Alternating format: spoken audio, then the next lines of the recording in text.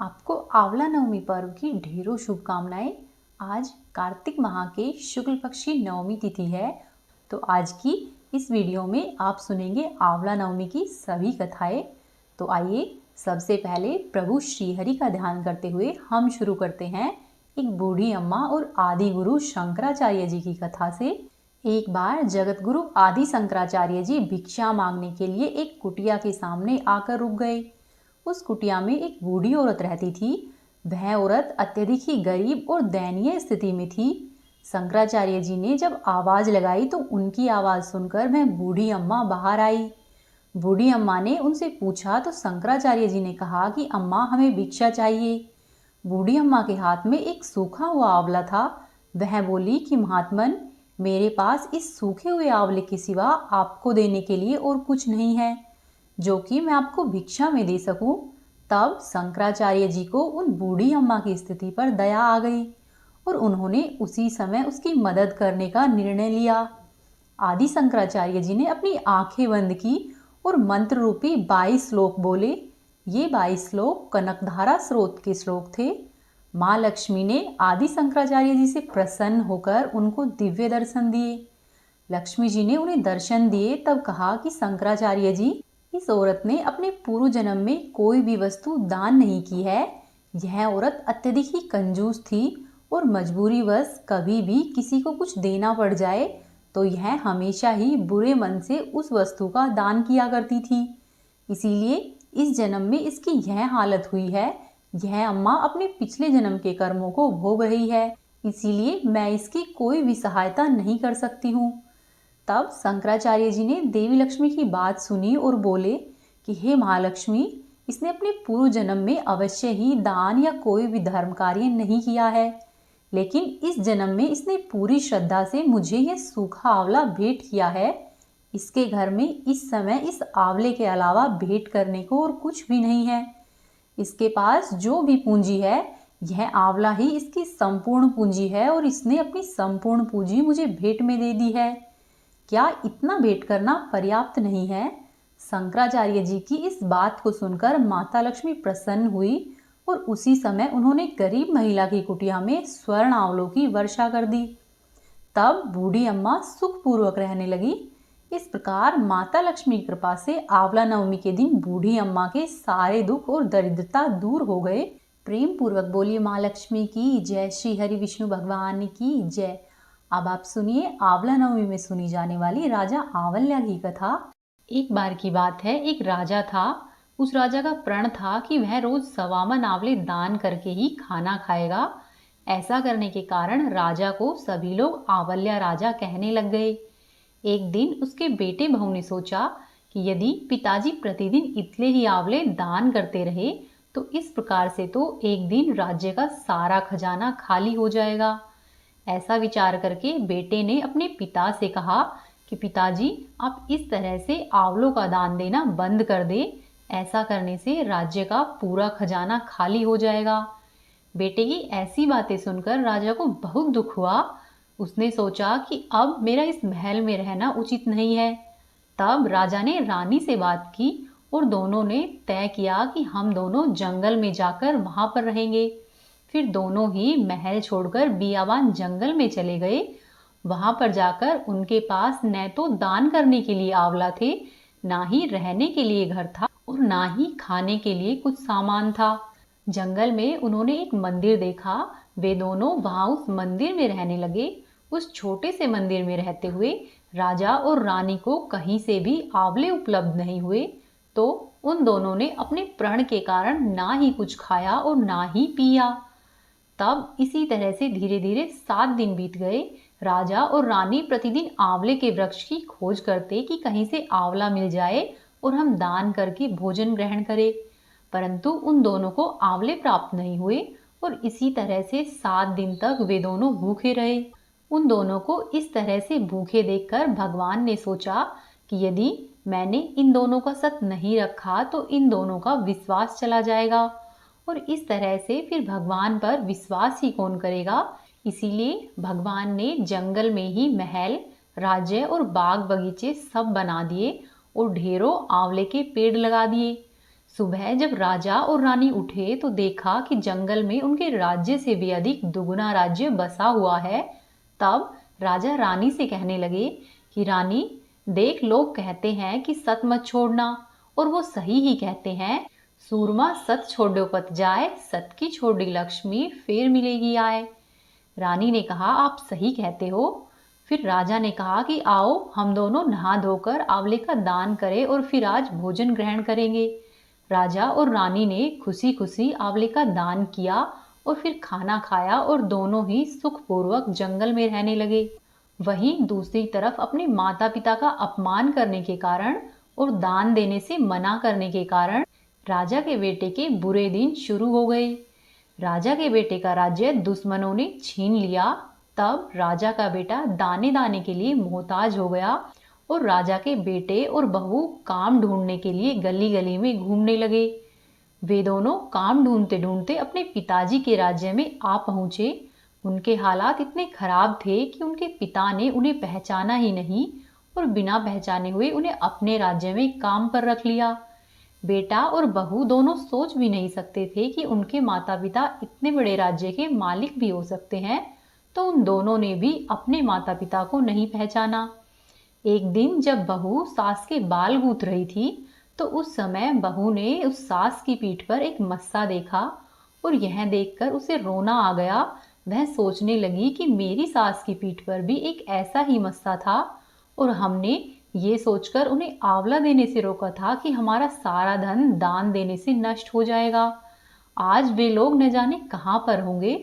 बहू ऐसा सोच ही रही थी कि उसकी आंखों से आंसू टपके और टपककर सास की पीठ पर गिरने लगे।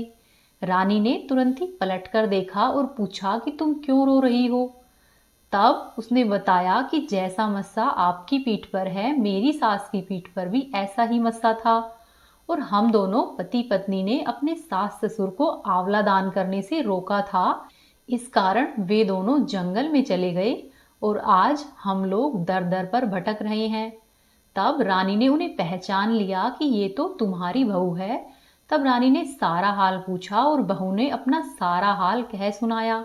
तब रानी ने राजा से बात की और अपने बेटे को भी बुलवाया और बहू को भी बुलवाया। तब रानी ने उन दोनों को समझाया कि दान करने से धन कम नहीं होता बल्कि बढ़ता है। तब बेटे और बहू ने अपने माता पिता के चरणों पर गिरकर उनसे क्षमा मांगी। तब राजा और रानी ने उन दोनों को क्षमा कर दिया और आगे से दान करने के लिए कहा। तब बेटे बहू अपने माता पिता के साथ सुखपूर्वक रहने लगे। हे भगवान, जैसे आपने राजा और रानी का सत रखा है वैसे ही सबका रखना। कहते हुए सुनते हुए सारे परिवार का सत रखना। प्रेम पूर्वक बोलिए श्री हरि विष्णु भगवान की जय। अब आप सुनिए आंवला नवमी की माता लक्ष्मी की कहानी। एक बार की बात है, माता लक्ष्मी पृथ्वी पर भ्रमण करने के लिए आई। रास्ते में माता लक्ष्मी की इच्छा हुई कि मैं भगवान विष्णु और भगवान शिव दोनों की ही एक साथ पूजा करूं। तब माता लक्ष्मी ने विचार किया कि एक साथ विष्णु जी और भगवान शिव की पूजा कैसे हो सकती है। तभी उन्हें ख्याल आया कि तुलसी और बेलपत्र के गुण एक साथ आंवले में पाए जाते हैं। तुलसी भगवान विष्णु जी को प्रिय है और बेल शिव जी को प्रिय है। आंवले के वृक्ष को विष्णु जी और शिव जी का प्रतीक मानकर माता लक्ष्मी ने आंवले के वृक्ष की पूजा की। पूजा से प्रसन्न होकर विष्णु जी और भगवान शिव माता लक्ष्मी के सामने प्रकट हुए। तब माता लक्ष्मी ने आंवले के वृक्ष के नीचे बैठकर चूल्हा जलाया और भगवान शिव और भगवान विष्णु के भोजन के लिए भोजन बनाया। फिर भगवान विष्णु और भगवान शिव ने भोजन ग्रहण किया। उसके बाद माता लक्ष्मी ने स्वयं भी आंवले के वृक्ष के नीचे ही भोजन ग्रहण किया। जिस दिन माता लक्ष्मी ने भगवान शिव और भगवान विष्णु को भोजन करवाया था वह दिन कार्तिक महीने के शुक्ल पक्ष की नवमी तिथि थी और तभी से यह परंपरा चली आ रही है कि आंवले के वृक्ष के नीचे बैठकर भोजन अवश्य ही ग्रहण करना चाहिए। आंवला नवमी के दिन अगर आंवले के वृक्ष के नीचे बैठकर भोजन करना संभव नहीं हो तो अपने भोजन में आंवले अवश्य ही खाने चाहिए। ऐसा करने से मनुष्य को माता लक्ष्मी, भगवान शिव और विष्णु भगवान का आशीर्वाद प्राप्त होता है। प्रेम पूर्वक बोले श्री हरि विष्णु भगवान की जय। माँ लक्ष्मी की जय। ओम नमः शिवाय। हर हर महादेव। अब आप सुनिए आंवला नवमी की अगली कथा। भगवान विश्वनाथ की नगरी काशी में एक निसंतान दंपत्ति रहते थे। वह दंपत्ति संतान प्राप्ति के लिए कई मन्नतें कर चुके थे, मंदिरों में गए, लेकिन उनके घर में संतान उत्पन्न नहीं हुई।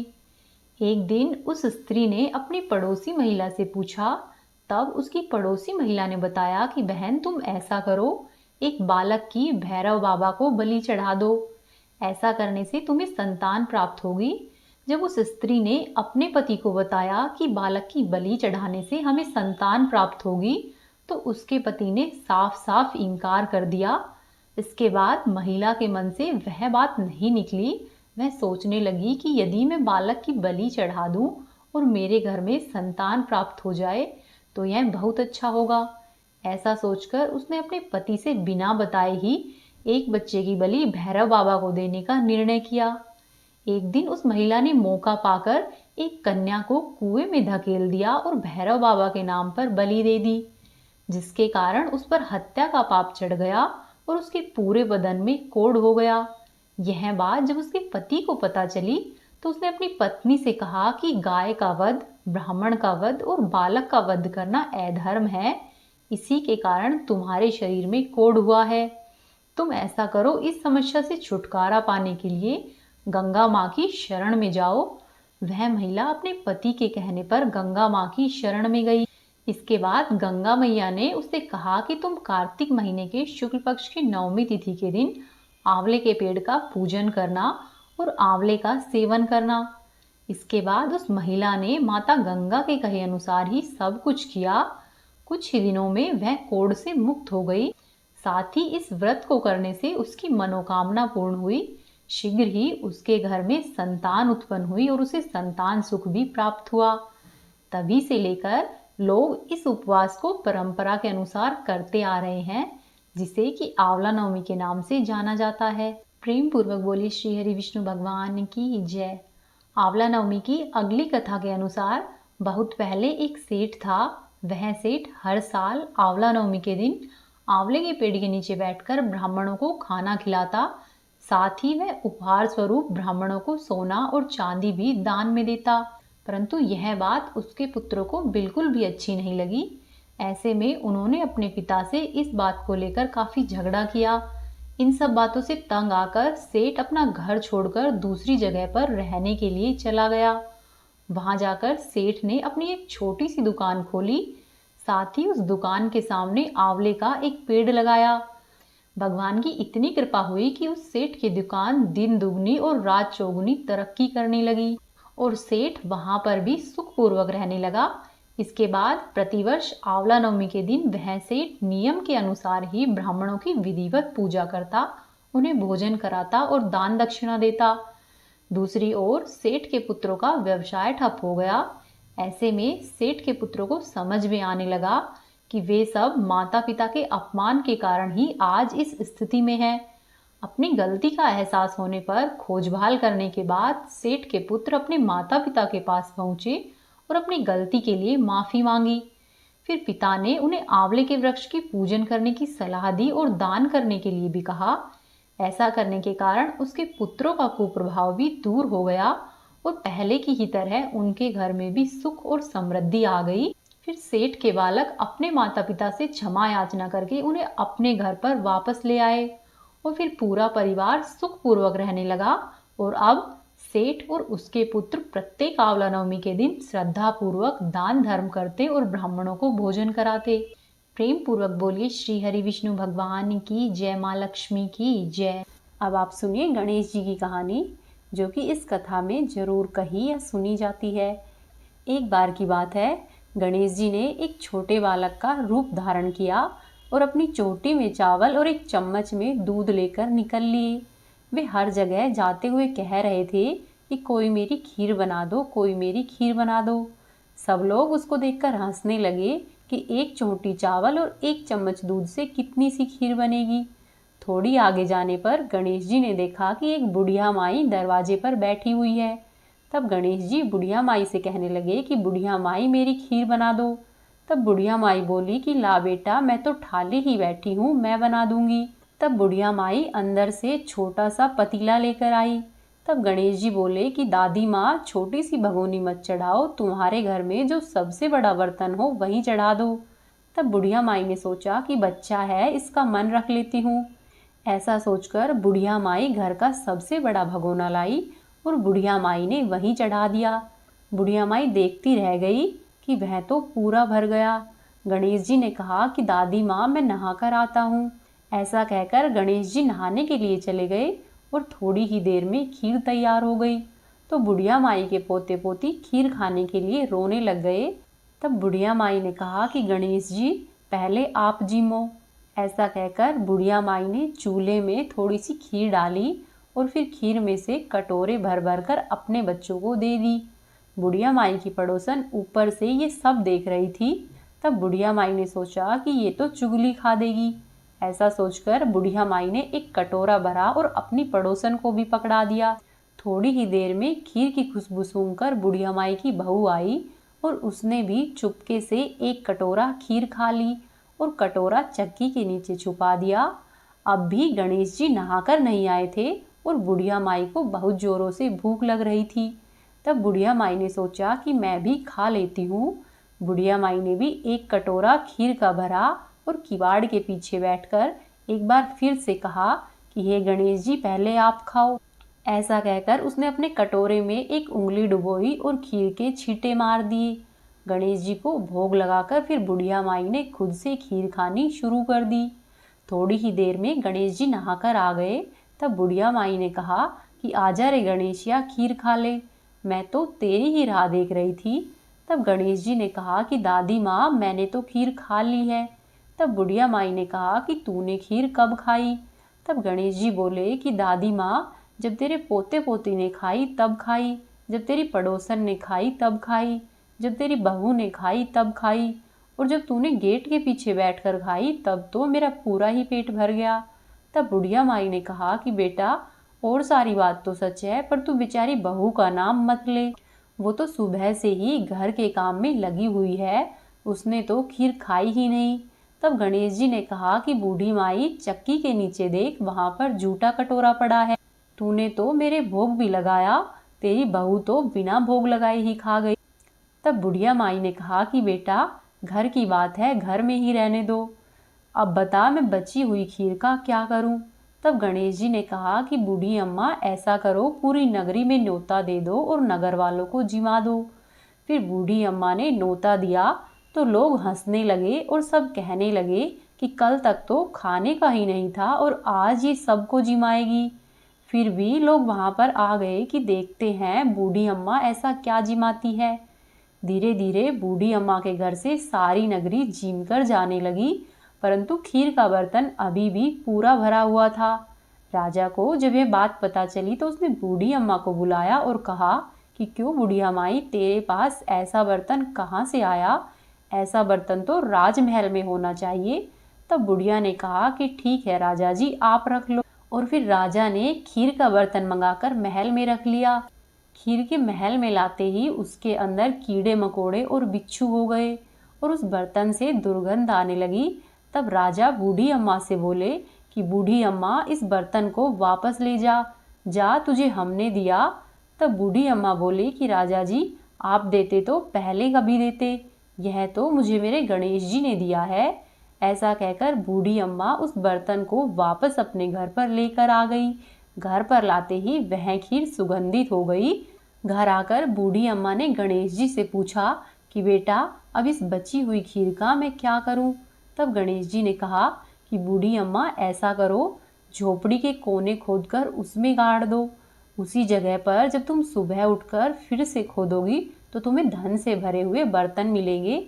ऐसा कहकर गणेश जी अंतर्धान हो गए और जाते समय बूढ़ी अम्मा की झोपड़ी को लात मार गए तो झोपड़ी के स्थान पर महल हो गया।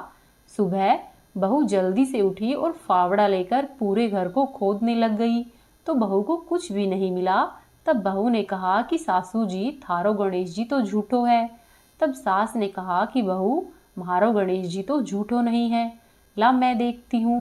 ऐसा कहकर सास खुदाई करने लगी तो टन टन करते हुए धन से भरे हुए चारों कोनों में बर्तन निकल आए। तब बहू ने कहा कि सासू जी, थारो गणेशियो तो साचो है। तब सास ने कहा कि हाँ बहू, मारो गणेशियो तो लाड़ को भूखो है। हे गणेश जी, जैसा तुमने बूढ़ी माँ को दिया है वैसा ही सबको देना। कहानी कहने वाले, सुनने वाले और होकारा भरने वाले सबको देना। बोलिए गणेश जी महाराज की जय। तो ये थी आज की कथाएं। उम्मीद है आपको पसंद आई होगी। वीडियो को लाइक करें, चैनल को सब्सक्राइब करें, कमेंट बॉक्स में श्री हरि और माँ लक्ष्मी के जयकारे जरूर लगाइए।